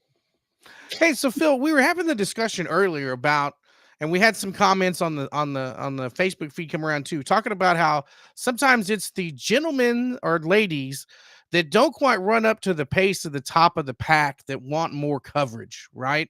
And sometimes it's hard because if you're not in the middle of the action, you've listened to enough broadcasts, it's hard to showcase every single person in the broadcast, right? If you're trying to follow the camera. what in your mind is a good way or a better way for some of these racers that don't end up getting the spotlight on some of these racing shows to try to get spotlight in other avenues, such as getting an article written about them starting out in racing by Phil Whipple? What's some of your advice on that to some of these newer racers? Good heavens. I had one recently who wasn't a brand new guy, but he had a pretty good 2023. And he said, dude, you're never going to reach out to me. I know you don't even know I exist. How am I ever going to get you to write about me? And I said, what you need, it's funny. We had a funny little exchange. I'm not going to name names. I might embarrass them. It's not necessary. But I said, what you need to do is write me a letter and say, hey, Phil, I'd like to talk racing about you and talk about my career and what I did last year and what's going on. And I was like, oh, do you now? We played like I hadn't heard from. Oh, do you now? Funny, well, we can line up. And we lined up the deal and we did it. But I made him swear that not to tell everybody how easy that was, okay? Because you both know that I'm the lone guy here, and I haven't written about the same guy twice yet since 2019, since I started doing these. I do 50 of them a year, these spotlights, and I don't plan on writing about the same guy twice. So I'm going to kind of keep bouncing around. And they said, well, how do you know where to bounce? What do you know what to do, dude? Well, you've seen tonight. Yeah, I know you saw a post earlier here. Whenever the hell I put it up, that I just had the pleasure earlier tonight of speaking with a dwarf car master, Chance Hall. I'm not, I don't ever blow away any division, any class. I've written about legends guys, and now I'm writing about one of the top dwarf car guys because, darn it, those guys are important too, those small car guys. So I guess to sum up, Bobby, I do a lot of bouncing around. And everybody's going to get their turn. Those guys are all going to get their chance. I'll never get to them all if all of a sudden 300 guys that are just getting going in this game say, Whippy, can you write about me? Whippy, can you write about me? Nope, I probably can't get to you for a while. I don't want to really trigger that kind of an avalanche, and I'm not being rude or judgmental. But believe me, gentlemen, you do a little something to catch my eye, you're going to hear from me. I mean, that's just... I watch, and I'm not trying to be, again, harsh or judgmental, but you ask these guys that I've written about, there's always kind of a reason, and they'll let you know I told them that why the reason we're having this conversation is blah, blah, blah, XYZ, why you caught my eye, sir or ma'am. And I've written about a lot of great female racers as well. I don't mean to just say sir, but it's complex. It's hard not to have people say, well, he just writes about his buddies. What do you mean, buddies? I live 2,000 miles away. So you can't ever accuse Whipple of writing about his buddies. He don't have any, but he's got a lot of wonderful, valued new friends and acquaintances that I wouldn't trade nothing for. Oh, a lot of these guys, Sims, Parker, you guys, so many I wouldn't trade nothing for. All my possessions, I throw them out in the trash if I risk losing you guys as friends. But there's not buddies, they're not favorites. You're all equal. All the drivers down there equally in all the states that we cover at Race On are of equal value to me. And when they do something that gets noticed, they're either winning races or on the cusp of winning. Whipple's going to call them. That's kind of how it works. Just say what I say, Phil. It's like if somebody says about your buddies or people, I'm like, man, I don't like any of these people. I just talk to them. Hell, I don't like any of these fucking people. But I ain't as rude as you, man. I don't drink quite so much beer. Boom! There it is, right there. The story. I'm sorry. I only do it because I love you. The story comes out. There it is, right there, my man. No, that's pretty damn true. I got to tell you, that is pretty damn true. So, Phil, let's. I do kind of want to ask you, and we can do this on Dirty Air as well, but kind of back to the Oxford thing. What's the mood over there right now? You mentioned there where it's kind of shuffling up a little bit as we start working towards the Oxford 250. I love that, man. It's like the snowball down here. It's like everything starts right now, and it's just working towards the Oxford 250. It is. You obviously caught that. It doesn't take even till the halfway point of summer before they begin to think of that. No, they begin to think of that now. You're right. They begin to. It's almost like, and I think they've written that back in the time that was part of the promo deal, the road to the Oxford 250. And I think they may still even have a couple of little like qualifiers throughout the year where he locks you in or something to that deal. Yeah, the road to the 250 begins about the time they throw the first green flag in April. They begin to think about, oh man, we got to get this car ready, but that thing's going to come right around the corner. So the mood is positive. Yes, they shuffled up. They did away with the individual night for Acceleration Series racing, but the focus will be on Saturdays, and of course the big pass races. There's still a shitload of pass races at Oxford, and you notice that they did like an engine package, a spec package kind of thing. The Maybury boys got rigged up with LCM, the engine guy / car owner for Derek Griffith, and I think LCM gets the shit from you guys, from Roger's dads, and then LCM does his little seal and his little package, and the pass boys get them. But that's a great step. That's controlling, not restricting, but controlling and properly regulating the engine, the underhood package of the Pass North. And so that's a great deal. There's excitement for that this year, and the venue continues to be kind of upgraded and spruced up there. So there's really a very optimistic look, I believe, as we get ready to launch 2024 up here at Oxford this spring, guys. I think we're in for another booming year. Yeah, man, absolutely. Yes, great customers right there. I saw order roll across, one of the first ones, 15 crates. I'm like, holy moly, look at that. Isn't that cool? I love it. I love it. And I like that it does level stuff up. Phil, final thoughts. Kind of touch on this. As I said earlier, because a lot of folks reached out to Bobby and I, it's like, oh, race on. Well, what happened? Whatever. This is not anything new. Everything stays the way it is. Your part will still be, you'll have that fantastic written work that you do every week, and it'll be digital just as it has been. It's just a rebrand. It's a rebrand that opens up a lot of gates, it looks like, for Race On. That's right. This is a world based on perception, and a lot of it is you're based kind of on your name. I'll make a quick reference to when I was involved with the Maine Vintage Race Car Association. They happen to be, the group that lugs around and operates the Maine Mobile Museum, and they oversee and run the Maine Motorsports Hall of Fame. And so when various people associated with that group would reach out to folks when they're, hey, you've been selected, blah, blah, blah. They're like, well, Maine vintage race, I don't even know a vintage race car. And so people just thought, well, that's all they do. Those guys just collect vintage race cars. No. We do quite a bit, lot more. So in other words, you're judged by your name. And so these guys have 2-3 years ago outgrew just Texas anyway. So it was kind of time to be more all-inclusive. And you're right, just a rebranding, an open-minded, all-inclusive rebranding that, like you touched on a few minutes ago, buddy, opens the world up to them now and all over the Southern Plains and the Southeast and stuff. I shudder to think of where Chris and Harry could really take this in the future. I just hope they'll keep me along for the ride, because I'm really enjoying it, and I'll write and cover anything. And I truly love the sport. It's a neat deal, buddy. Who knows what's happening in the future, but it's going to be exciting for sure. Yes, sir. I think it's going to be a big thing, and you are a big part of it. And we are all lucky and blessed that you have become such a force here in Texas short track racing. My man. Oh, by the way, how cold is it there? Got to ask you. Oh, man, this was balmy today. We were almost 50 today. I know you guys were hot. And up here in the Northeast, we're having like a balmy week, too. We were close to 50. Wow. We'll be mid-50s. Mid-50s Wednesday. The last of our snow will be gone after an all-day rainstorm on Wednesday.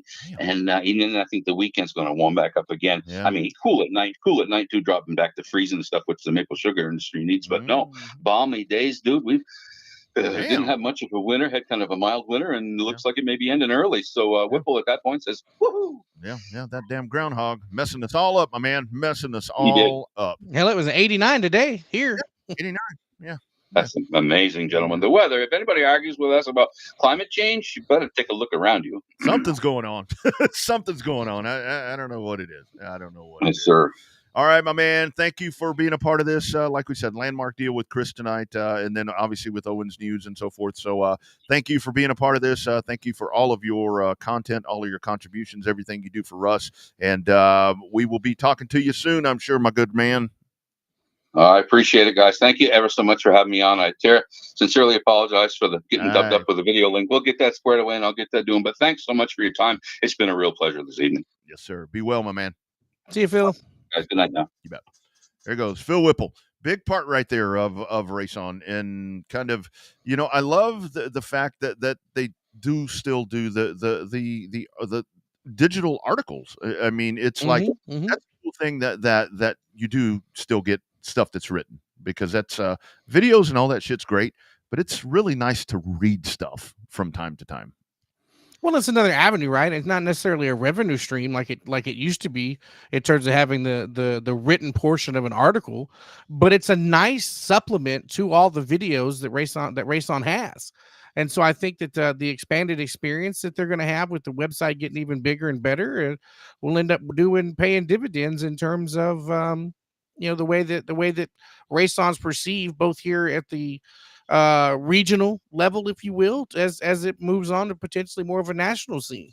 And I love what you asked him right there, because like when it comes to who he's going to talk to, because we get that a lot here on this show.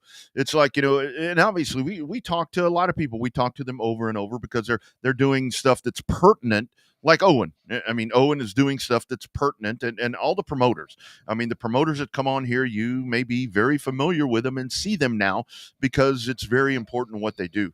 But it's one of those things where I've had folks reach out, and I know you've had the same, Bobby, where it's like, hey, I'd love to be on the show. And this is different for us because, like with Phil right there, it's one thing, and I'm not discounting what Phil does because it's just as hard as what we're doing. But it's one thing, for you to call me, tell me about your career, and I can be like, well, I started back in, what. It's not this where this show is live. And so when we get folks that reach out, and it's like, because I've had folks where it's like, hey, I'd love to be on. I'm like, what are you doing Monday?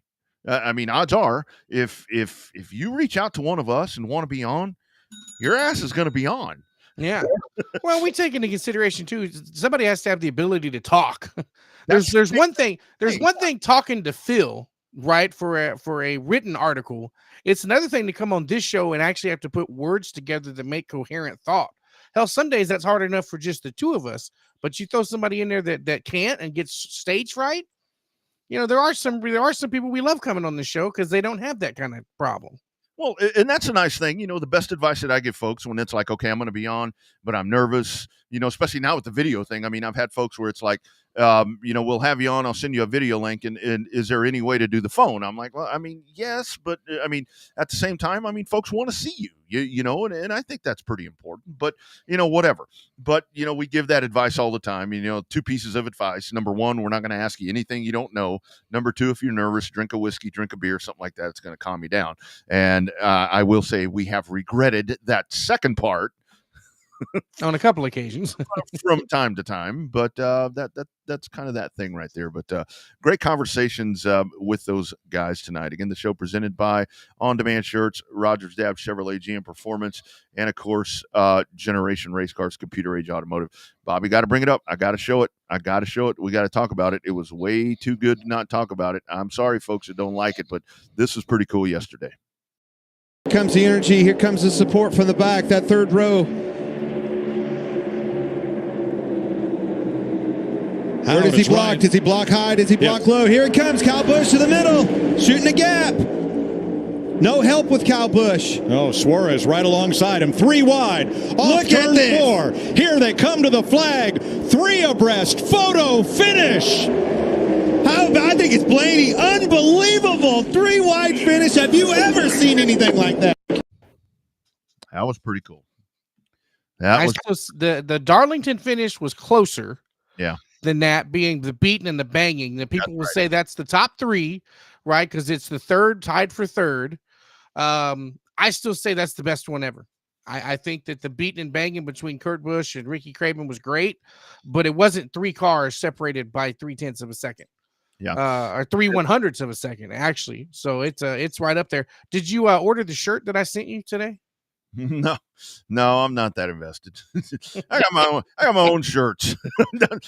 that is good though. That is good, and good for Suarez because it was a down year last year, and he was good at Daytona, and it definitely seems like it's a rebound year for him. And the nice thing about it is here they are, man. They're locked in February, and Trackhouse, asserting themselves there. I saw where Kyle Busch talking about how he and Suarez working together, Chevrolet. Partners as it would be, and it was 42 lead changes, I guess 42 or 42 I think is what it was. It was a good race. It had some downtime. I don't know. I know a lot of folks are frowning on this Atlanta thing, and of course I seem to remember the first race on this new configuration. People thought it was fucking great, but it's been like the last few. It's been like, they took away our Atlanta, whatever.